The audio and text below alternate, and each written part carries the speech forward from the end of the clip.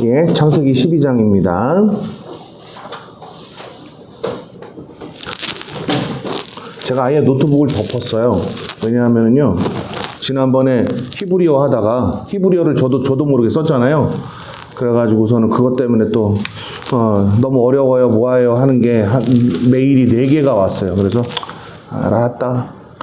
내가 차라리 디럭스 바이블이나 그러니까 그 원어사전을 내가 보지 않고 여러분들한테 이 원어 성경을 펼쳐놓지 않고 하는 게 낫겠다 싶더라고요. 자, 12장은요, 아브라함의 성공과 실패를 동시에 나열하면서 비교하도록, 독자들한테 비교하도록 쓰여진 장입니다. 다시요. 12장은 뭐라고요?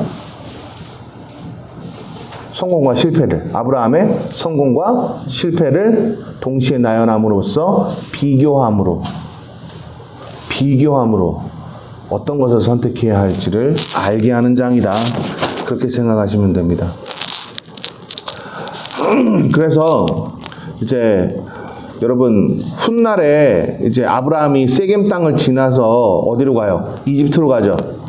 그죠? 이집트에 가가지고서는 이제 거기에 머물러서 사는 것을 하나님이 다시 끌어오잖아요. 그 사건이 여러분 플래시백이에요. 플래시백. 회상하는 장면이라고요. 그러면 이 1절에서 아브라함에게 너는 본토 지쪽 아비집을 떠나 내가 내게 지시할 땅으로 가라라고 얘기했을 때, 그때 하나님 앞에 순종하고 갔던 젊은 시절의 아브라함이었지만 실패하는 경우도 있었다라는 것을 독자들한테 알리기 위해서 이 글을 썼다고요. 근데 우리 여지껏 파쇼들의 문자적 해석, 그러니까 여러분 글을 쓸 때 말입니다. 여러분 글을 쓸 때 처음부터 역사 순서대로 쓰는 방법도 있지만 이 글은 전기 비슷한 거잖아요. 그쵸? 하나님이 어떠한 일을 이루셨는지에 대한 설명을 통해서 하나의 인물을 소개하는 내용이잖아요. 그러다 보니까 역사순으로 쓰고 있는 것도 있지만 문맥을 잘 살펴보면 역사순으로 쓰지 않고 그냥 과거의 이야기가 중간에 등장하는 경우도 있다는 거예요. 이해되셨나요? 네. 그래서 여러분, 옛날 성경 해석학자들이 해놓은 좀 책들을 많이 읽어야 되는데 이걸 안 읽었던 파쇼 목사들이 잘못 해석했어요. 아브라함이 어땠다고요? 75세에 불순종해서 이집트로 내려갔어요. 여러분, 65세에 사라가 예뻤대잖아요. 여러분, 예뻤어요? 그래서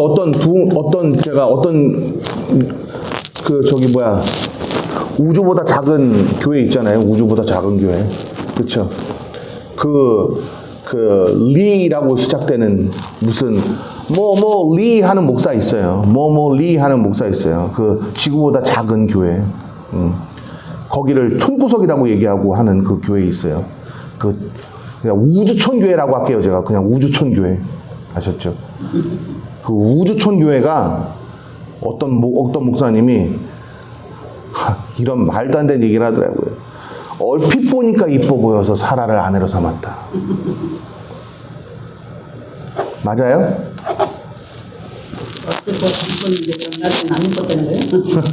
앞뒤가 안 맞죠? 그런데 그 말을 뭐하러 줬어? 그러니까요. 자, 플래시백입니다. 회상입니다. 자꾸 영어 쓰면 안 되는데. 또 메일 오겠다. 어렵네요. 이렇게 하세요. 그냥 이렇게 하세요. 회상입니다. 회상. 과거에 저질렀던 그 실수를 되돌아보면서 그 하나님께서 어떻게 이끌어 가셨는지를 확인하도록 글을 쓰고 있다는 거예요. 여기까지 이해되셨죠? 네. 자, 그럼 여기 1절이 우리에게 가져다주는 그런 좀 아주 재미난 이야기가 있습니다.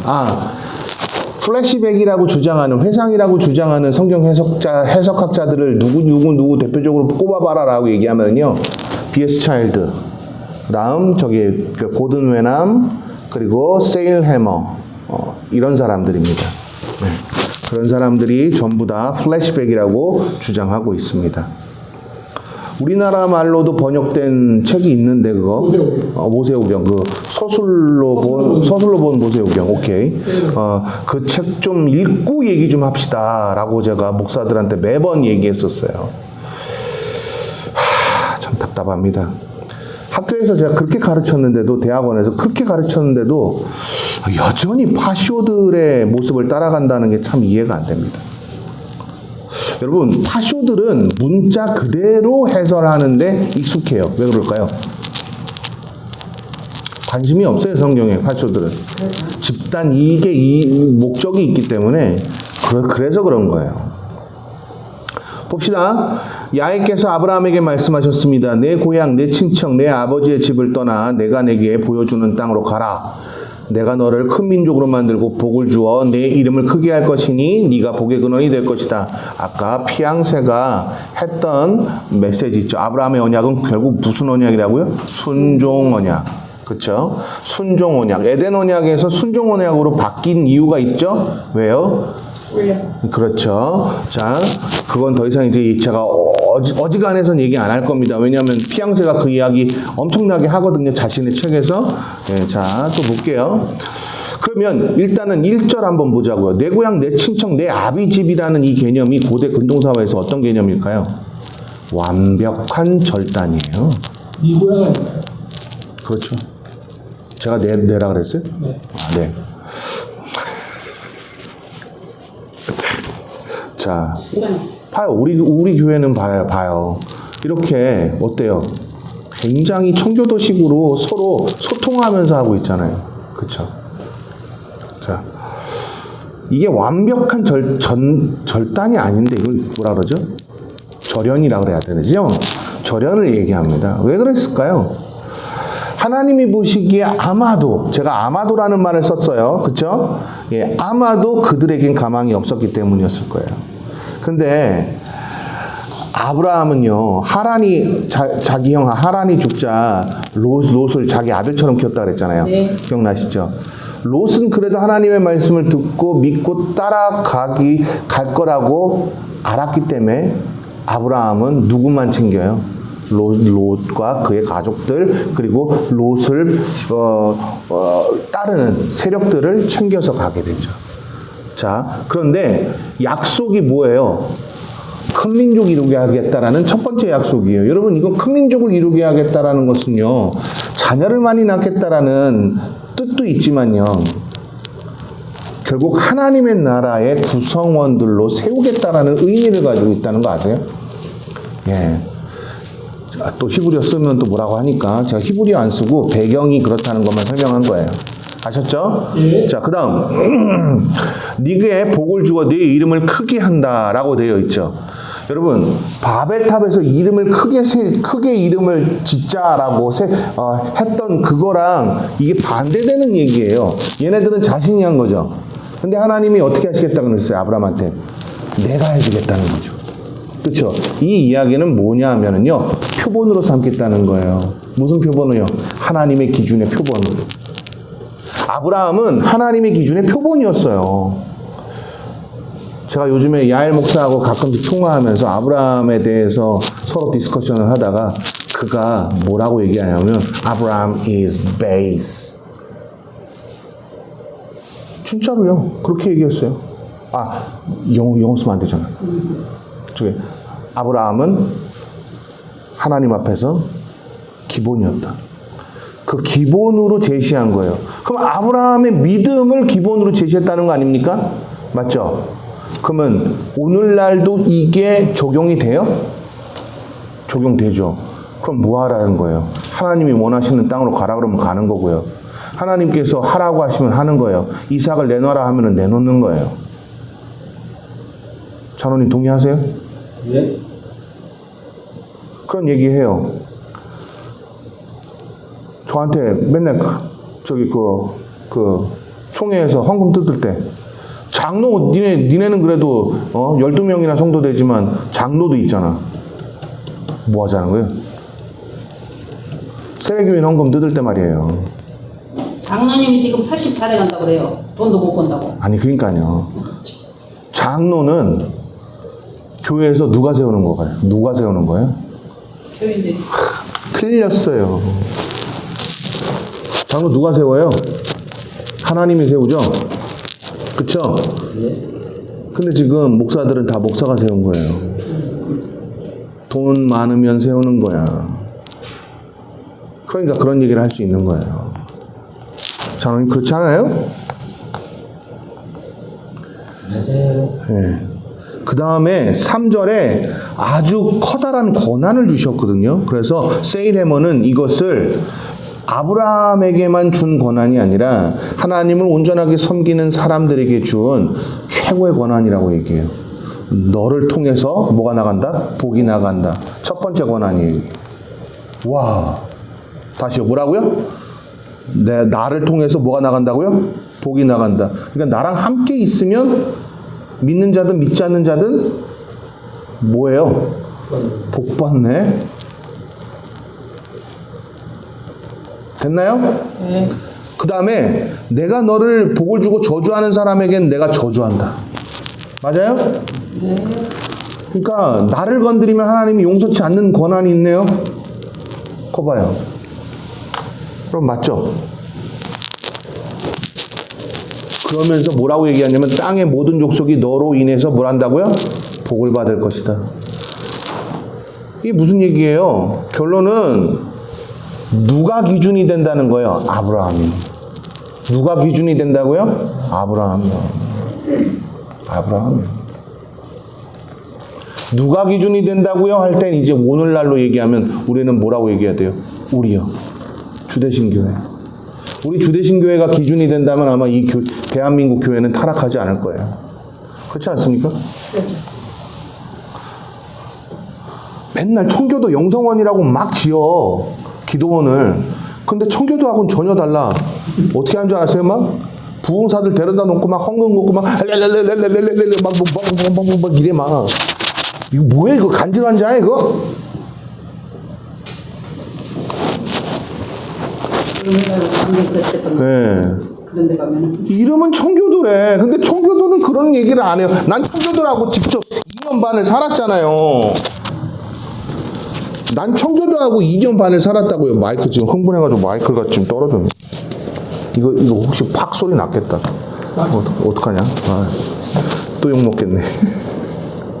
요새 구독자들 눈치를 너무 많이 봐요, 제가 지금. 자, 그 다음. 그리하여 아브라함은 야훼께서 말씀하신 대로 떠났습니다. 어땠다고요? 말씀하신 대로. 내가 너를 기준 삼겠다고 약속하셨어요. 그래서 갔어요. 그때 나이가 하란을 떠날 때 나이가 몇 살이었다고요? 75세였습니다. 이때야 진짜 그곳에 가서 살자라고 한 거예요. 뭐랑 같아요? 우리 아까 피앙세 린 교수 거 논문 살펴봤잖아요. 뭐랑 같아요? 모세랑 같지 않아요? 모세도 40년 동안 어땠어요? 그쵸? 미디안 생활하면서 얼마나 내려놓을 게 많았어요. 그래서 이제 다 늙어 빠져서야 하나님이 쓰시잖아요. 그렇지 않아요? 우리 정병국 목사님 열심히 쓰시다 가셨잖아요. 92세. 멋지잖아요. 네. 그렇죠?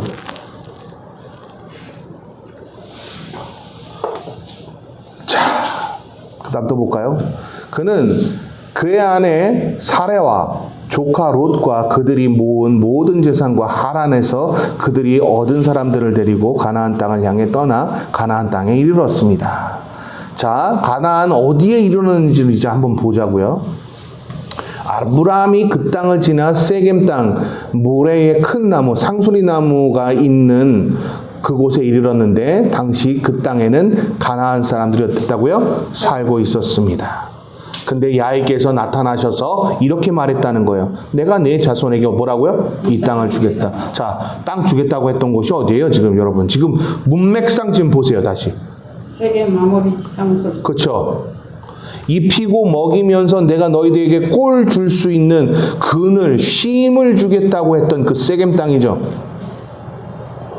왜? 지금 대한민국뿐만이 아니지. 지금 이스라엘 파쇼들이 지금 어떻게 주장하고 있어요? 원래 여기 우리 땅이라고 하나님이 우리 여기 이 땅 주시기로 했다 그랬잖아. 근데 지금 문맥상 보니까 이거 어디야 지금? 다시 한번 읽어보세요, 여러분. 세겜. 아니 6절부터 다시 한번 읽어보시라고. 아브라함이 그 땅을 지나, 분명히 가나안 땅 지났어요, 그죠? 네. 그 땅을 지나 세겜 땅 아무리 상수리 나무가 있는 곳에 이르렀는데 그 땅에는 가나안 사람들이 살고 있었습니다. 야훼께서 아브라함에게 나타나 말씀하셨습니다. 내가 네게 이 땅을 주겠다. 어느 땅 주겠다 그랬어요? 지금 어디에 있는데? 가난 사람 살고. 아니 6절에 지금 어디에 있냐고, 아브라함이. 세겜 땅. 그럼 지금 파쇼들이 주장하는 얘기 다르네요? 파쇼들은 가나안 전체잖아요. 그래서 미디안 광야까지 다 침범해 있고, 그쵸? 여러분, 그러면 또 이제 파쇼들이 저한테 또 이런 얘기를 해요. 제가 옛날에 그랬어요. 하나님께서 주시기로 한 땅을 가나안이라고, 땅이라는 그 개념으로 보지 않았으면 좋겠다. 세이레모나 고든웨남은 그런 말을 한 적이 없다. 그리고 문맥을 잘 살펴봐라. 문맥을 잘 살펴보면 하나님이 치리하시고 통치하시겠다라는 메시지지, 이게 어떻게 땅으로 해설을 할 수가 있느냐. 그것 때문에 저하고 참 많이 다퉜던 전도사님들이 몇 분 계세요.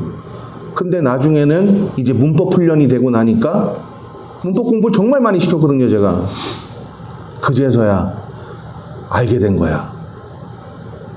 한참 지나서요. 내가 이제 거기 그 대학원에서 강의 안 할 때 전화 왔어요. 교수님 말씀이 맞았다고. 문법 공부 열심히 하라 그래서 진짜 오기가 생겨서 그때 무시당했던 게 너무 열받아서 제가 그렇게 무시를 했다고 그렇게 느꼈나 보죠. 그러더니 무시당한 게 너무 서러워서 열심히 공부했대요.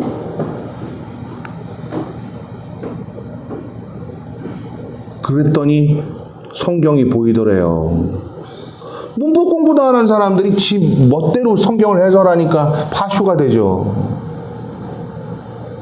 그 사람 이름 누군지 아세요? 호영이에요. 지금 앙골라 리폼드 학장으로 가 있는 호영이라고요. 호영 목사라고요. 호영 교수라고요.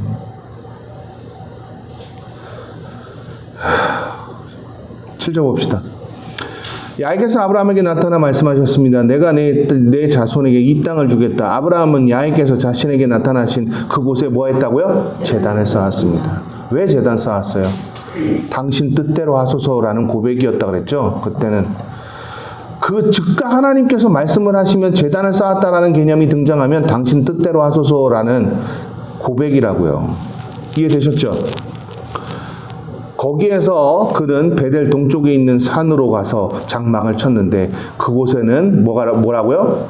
베델이 있고 그 동쪽에는 뭐가 있었다고요? 아이가 있었습니다. 왜 이 얘기할까요? 이제서야 보니까 베델이고 이제서야 보니까 그 땅이 그곳이야 라고서는 모세가 지금 얘기하는 거예요. 이 아브라함 시대에는 베델이라고 부르던 땅이 아니었어요. 베델이라고 부른 건 언제부터 부른 거예요? 야곱이 거기를 지칭하면서 부르게 된 땅이에요. 그러니까 아브라함하고는 베델하고는 전혀 상관이 없어요. 근데 이 정황 주변 이야기를 모세는 왜 하고 있을까요? 앞으로 에피소드가 또 에피소드 됐다. 앞으로 전개될 이야기가 그렇게 전개됩니까? 그래서 이걸 뭐라 그래요? 숨은 배경이라고 한다 그랬죠. 우리 성경 해석학적으로 봤을 때. 예. 이거를 이제 숨은 배경을 계속해서 전조로 남겨두는 거예요. 이렇게. 성경 해석학으로 볼 땐 그래요. 그리고 뭐라고 불렀다고요? 제단을 쌓고 야훼의 이름을 불렀습니다. 이러니까 이때부터 하나님을 제대로 믿었나 보다 이러고 멋대로 해설을 해요. 그죠? 여기서 야훼 이름을 왜 불렀을까요? 제단을 쌓고 당신 뜻대로 하소서라는 다시 한번 고백을 강조한 겁니다. 이해되셨나요? 네. 아브라함은 계속해서 네겝으로 나아갔습니다. 자, 세겜 땅에 머무르지 않고 어떻게 했다고요? 네겝 사막으로 왜 이동해? 멈춰 있어야죠. 그쵸? 하나님이 가라 하면 가고 멈추라면 멈췄어야 될 거 아니에요? 그쵸? 자, 이 이야기가 이제 드디어 시초가 돼요. 4절까지가 그러니까 단락이에요. 1절부터 4절까지가 한 단락이고 5절부터 여러분 9절까지가 한 단락인데 이게 뭐였을까요? 75세 때는 순종했다는 걸 알리면서 4절부터 8절까지는요. 아이고 4절부터 맞나? 아니요. 5절부터네. 5절부터 8절까지는요. 이제 실수했던 내용을 알릴 거예요 하고서는 감막극이라고 합니다. 인터메조라고 하거든요. 신학적으로는. 성경 해석학적으로는 이걸 인터메조라고 한다고요. 감막극. 이게 무슨 얘기냐면 1막이 끝났어요. 연극에서. 그럼 어떻게 하죠? 연극에서 1막이 끝나면 다 연기자들이 다음 거 준비해야 되잖아요. 네. 그러니까 싹 커튼이 쳐지죠. 그 커튼을 인터메조라고 해요. 이해되셨죠? 이제 다시 이제 열려지는 거예요. 바로 5절부터 9절까지의 단락이 인터메조 단락이에요. 이해되셨나요? 뭘 얘기하려고요? 젊은 시절 이야기를 하려고요. 그 땅에 흉년이 들었습니다. 갑자기 이제 그 땅에 흉년이 들었다는 걸 이야기하는 거예요. 왜요? 5절에 인터메조랑 연결시켜서 설명하는 거예요. 그러니까 75세였습니다라고 딱 원래 끄는 거예요. 그러니까 진짜 순종한 건 75세예요. 근데 5절에 사레와 그러니까 그의 아내 사레와 조카 롯과 그의 모든 재산을 하란에서 얻어서 온 거는 언제부터였다는 거예요. 젊은 시절부터 왔다는 거를 알리는 게 인터메조 단락에서 의미가 있는 거예요. 자세한 내용은 정말 제가 지금 설명 다 해주고 싶은데 웬만하면 성경도 읽는 것도 읽는 거지만 고전책 좀 읽어보셨으면 좋겠어요. 서술로 본 세이레모의 서술로 본 모세오경에 이 내용 나와요. 그리고 크리스찬 베이크의 제네시스라고 하는 책이 있어요. 그거는 영문인데 영문으로 고전책 1975년에 나온 책이에요. 거기에도 나오고요. 또 논문들도 다 얘기하기는 좀 그렇다. 아무튼 성경 해석학자들은 다 아는 사실이에요. 이게 인터메조 단락이라는 거. 자, 그 다음 인터메조 단락 다음에 젊은 시절에 실수했던 내용이 등장하는 하나의 하나의 이야기가 전개됩니다. 그 땅에 흉년이 들었습니다. 기근이 심했기 때문에 아브라함은 어디 했다고요? 이집트로 내려가. 그 다음에요. 얼마간 살았습니다. 이집트 의지해야 돼요? 하나님 의지해야 돼요? 만약에 여러분 네게브 땅으로 가지 않고 마무리 상소리나무에 있었다면 여러분 기근에 걱정할 이유가 있나요? 지형적으로 여러분 보세요. 산을 타고서는 뭐가 올라와요? 수증기층이 서쪽 바다에서 쭉 올라와요. 그러면서 세겜 땅 마물의 상수리나무 있는 쪽에 여러분 수증기를 다 뿌려놔요. 그래서 여러분 거기에 살던 사람들은 다 어떻게 했어요? 거기다 흰 천을 여기다 이렇게 쌓아놓고 거기에 이제 수북하게 물이 젖으면 어떻게 해요? 그거 걷어가지고 물 짜가지고서는 충분히 먹고 있었단 말이죠. 근데 그 물 어떻게 해서 먹었어요? 일급수로 먹기 위해서 살균하기 위해서 사용한 게 뭐예요? 포도잖아요. 그런 얘기도 하더라고, 구독자가. 제가 지금 고고학 얘기한 거잖아요. 고고학 얘기를 하니까 그렇게 성경이 쏙쏙 들어온다네?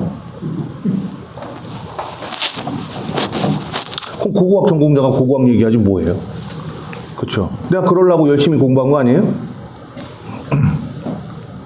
여러분, 진짜 고고학을, 나중에 이건. 자, 그 다음. 그는 이집트에 들어가기 직전 아내 사레에게 말합니다. 이제 하나님 의지하지 않는 젊은 시절의 모습을 봐요. 당신은 용모가 아름다운 여인임을 내가 알고 있어. 봐봐요. 용모가 아름답다고 얘기하는 거 보니까 여러분 젊은 시절 맞죠? 근데 여러분 얼핏 보니 우주촌 교회 있잖아요. 우주촌 교회. 얼핏 보니 뭐가 어째? 이뻐 보였다고? 사라가 65세에도 이뻤는데 여러분들도 이뻐지게 하옵소서 믿으시면 아멘? 어디서 그런 개떡 같은 소리를 하고 앉아 있어요? 화내지 말라 그랬는데. 진짜 유튜브 어렵다. 자, 그다음 이집트 사람들이 당신을 보고 아무튼 우주촌 교회 참 대단합니다, 진짜. 근데 거기에 웃고 떠들고 행복하다고 막 아멘. 대단해요, 진짜. 파쇼들이 뭐가 그렇게 좋다고? 이집트 사람들이 당신을 보고 이 여인이 아브라함의 아내냐 하며 나는 죽이고 당신을 살려둘지 모르고 부탁이요 당신이 내 여동생이라고 해주시오. 그러면 당신으로 인해 그들이 나를 잘 대접할 것이고 당신 덕에 내가 살게 될 것이오. 봐요. 누구 의지하고 있어요? 아니라. 네. 여러분, 사람 의지하고 하나님 의지하지 않는 아브라함 젊은 시절의 모습을 여러분이 보고 있는 거예요. 그러니까 1절부터 4절의 한 단락을 통해서 순종한 아브라함의 모습, 이게 기준이 되어야 한다라고 말하고 있고요. 그 다음으로 인터메조, 그 다음 젊은 시절 이야기를 쭉 설명하면서, 물론 인터메조도 젊은 시절 이야기죠. 쭉 설명하면서 아브라함도 이러한 뭘 겪었다는 거예요? 회복과 좌절이요. 아까 피앙세가 얘기했던 것처럼. 됐나요? 네. 오케이. 아브라함이 이집트에 들어갔을 때 이집트 사람들이 사례를 보았는데 그녀는 매우 아름다웠습니다. 자, 그 우주촌 교회에서는 여러분 65세 얼핏 보니까 이뻤다 그러잖아요. 근데 여기 지금 문맥상 보면은 여러분 어때요? 이 이집트 사람들 전체가 그러면 얼핏 봤다는 얘기예요? 예? 이게 앞뒤가 안 맞잖아요. 바로의 신하도 그녀를 보고 바로 앞에 가서 칭찬을 했습니다. 여러분 봐봐요. 바로 앞에 갔네. 면전 앞에 갔네. 근데 그 신하들이 그 아무리 멀어도 15m야. 아무리 멀어도. 근데 65세 이쁠 리가 있어요? 이거 플래시백이에요. 성경에는 플래시백이 꽤 많이 나와요. 제가 그 부분에 대해서도 나중에 설명하겠습니다. 자, 그래서 사레는 바로의 왕실로 불려갔습니다. 바로는 사레 때문에 아브라함을 잘 대접해 주었습니다. 그래서 어떻게 했다고요? 아브라함은 양, 소, 암수, 나귀, 남녀, 하인들, 낙타를 얻게 됩니다. 그러나 야훼께서는 아브라함의 아내 사레일로 인해 바로와 그의 집안에 어떻게 했다고요? 예, 개입하시기 시작한 하나님 등장하죠. 그러니까 피앙세가 참 하나님의 절대 주권에 맞춰서 성경 읽는 방법 참 지혜로운 것 같아요. 성경 해설, 즉 고고학이라든지 해석학을 전공하지 않아서 모른다. 그럼 하나님의 절대 주권에 맞춰서 읽으면 100% 맞아 떨어지니까. 그러자 바로가 아브라함을 불러 말합니다. 네가 어떻게 내게 이럴 수 있느냐? 그녀가 내게 네 아내라고 왜 말하지 않았느냐? 왜 너는 그녀가 네 여동생이라고 말해서 내가 그녀를 아내로 얻겠느냐? 자, 네 아내가 여기에 있다. 데리고 가라. 그리고 바로는 자기 신하들에게 명령해 아브라함이 그의 아내와 그의 수물을 갖고 떠나도록 허락했습니다. 아멘. 맞습니까? 맞아요? 네. 이 단락 이제 여러분 9절부터인가요 이게? 10절부터구나. 10절부터 20절까지를 한 단락이에요.